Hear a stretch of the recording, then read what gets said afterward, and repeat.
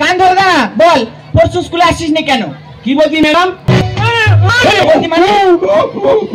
Madam সম্মান দিয়ে কথা বলবি। বলতেছি বল, পরশু স্কুলে আসিস না কেন?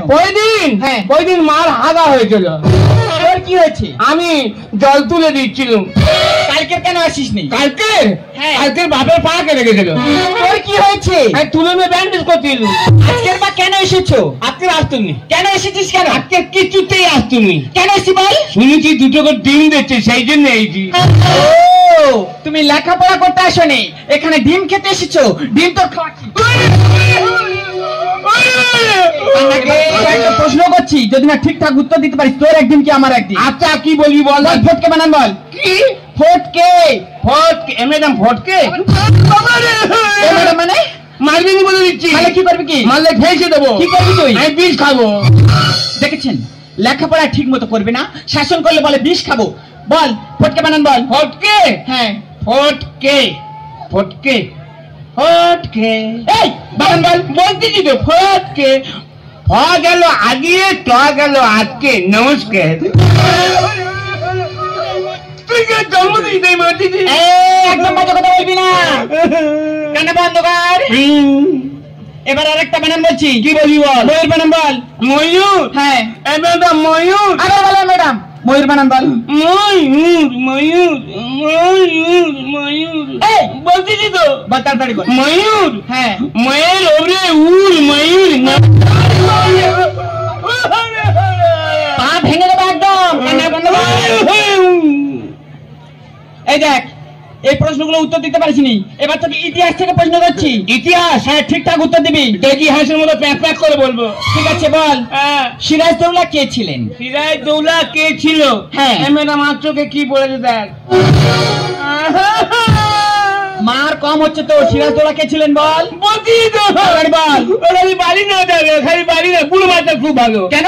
বুড়ো মাস্টার বলবে এ ভূত হেই আয়, গায়ে আদর করবে, কত হাত বুলেবে। আমি বলি কি মাসা? বলে কাছে আয়। বলে পাকা চুল তুলে দিবি। মাস্টার খোলা ধরনের খুব ভালো। ও ওই জন্য ভালো। তুই যদি ঠিকঠাক পড়া করিস, আমি তোকে মারবো কেন? তোকে মারবো না, তুই ঠিকঠাক উত্তর দে, তাহলে তোর মারবো না। বলতে কি কি বললাম তো বল। হ্যাঁ কি কি মানে সিরাজদৌল্লা কে ছিল? সিরাজদৌল্লা কে ছিল? সিরাজদৌল্লা সিরাজদৌল্লা কে ছিল?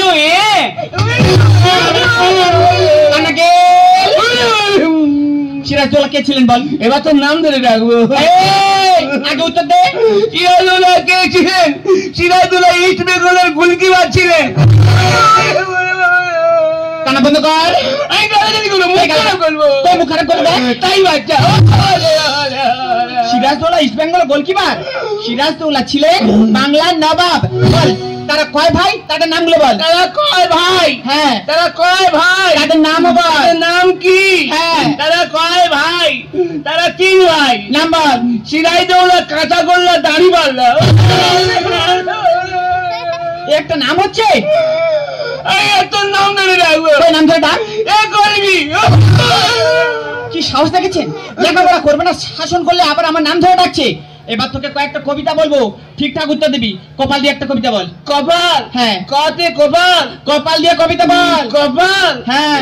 নমস্কার। কপাল বল। কপাল ভিজিয়া যায় নয়নের জলে। কপাল কোনোদিন নয়নের জলে ভিজেছে? থাম দাঁড়া, হাফ বলেছি এখন হাফ বাকি। বল পুরোটা বল। কপাল ভিজিয়া যায় নয়নের জলে, পা দুটো বাঁধা ছিল আমরা গাছের ডালে। হ্যাঁ, আমি একদিন বদমাইশি করছিলাম, আমার বাবা এই যে খুব মেরে পায়ে দড়ি বেঁধে আমরা গাছে ঝুলিয়ে রেখেছিল। আমার মা বলে কি করতেছি? ছেলেটাকে বলে গেল যেমন ছেলে তখন তো শিক্ষা হওয়া দরকার। আমি যত কাঁদতেছি টাস টাস করে কপালে ভিজে গেছিল। ওই জন্য বলতেছি কপালে ভিজিয়া যায় না।